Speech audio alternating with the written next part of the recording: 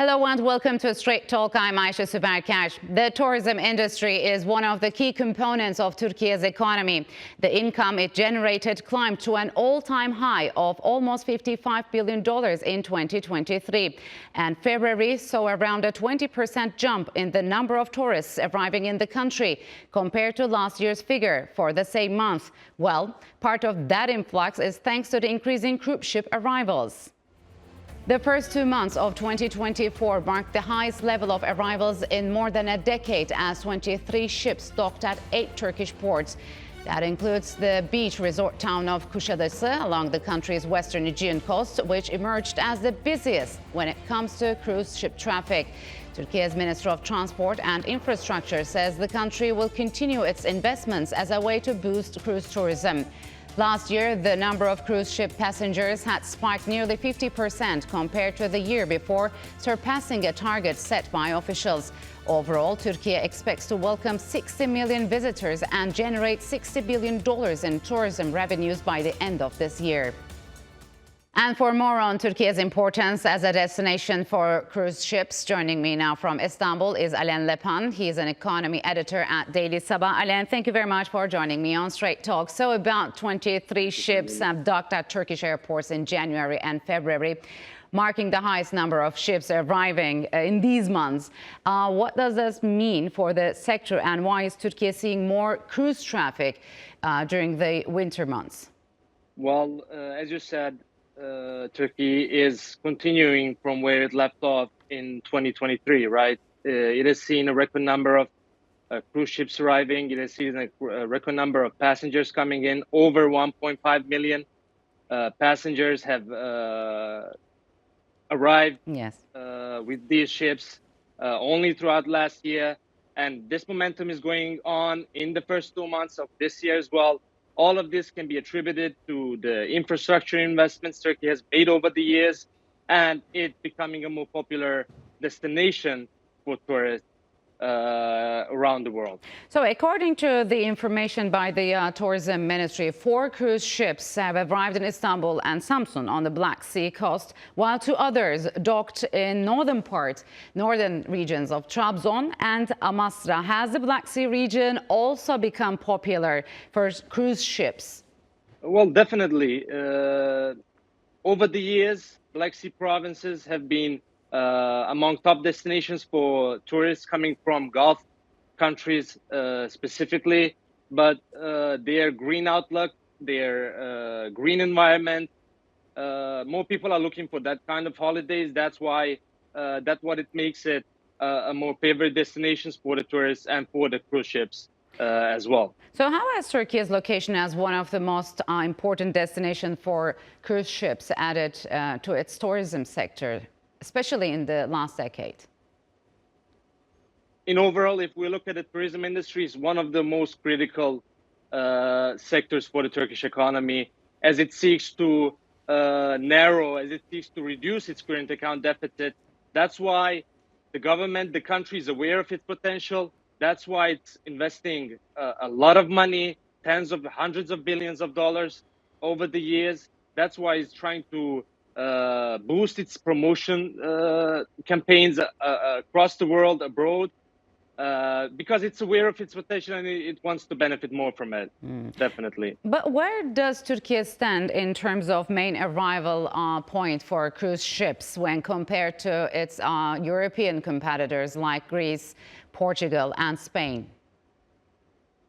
Well, the Mediterranean and the Aegean region have been destinations for cruise ships for years, but when you see the Galata port in Istanbul, the major port that has been opened in the last couple of years, has made a major impact and is having a major impact on the arrivals of cruise ships, and this is only seen to increase in the years to come, of course.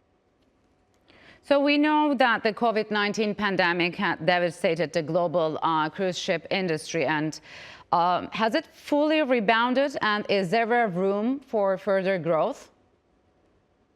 Well, definitely. As I mentioned before, over 1.5 million tourists have arrived with cruise ships in the last year alone. That's way above levels seen even before the COVID pandemic that halted travel across the globe.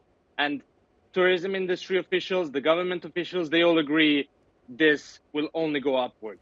So on the other hand, UN WTO data shows that the international tourism arrivals are approaching pre-pandemic levels. So has this rebound arrived sooner than expected, and will it reach pre-pandemic levels in 2024? Well, that's what is expected, of course. If we look at from a Turkey perspective, Turkey has done way better than its competitors, and it has exceed the levels it had before the pandemic. When it comes to the world, it depends on many factors. Of course, it will depend on inflation and the what it brings along, and it will depend on the geopolitics and other factors as well. Because there were some concerns that higher fares, hotels, as well as geopolitical risks could slow the momentum in the global tourism. Has this been proven wrong so far? Well, for now, if we see when you look at the global economy, we can see that inflation is easing compared to where it was right after the pandemic. We can see that the central banks are looking for signs to start reducing their interest rates, starting with the Federal Reserve in the U.S. But the elasticity, the stiffness of the inflation makes their job really harder. So that's what, like, inflation itself is making everything more expensive. As you can see, the holidays are more expensive, the plane tickets are more expensive, the accommodation, the food. It threatens the travel plans of the holiday makers. But like mostly, inflation is expected to ease across the world, especially this year. So it's to be seen what is going to happen. But so how is a cheaper lira affecting tourist preferences for Turkey?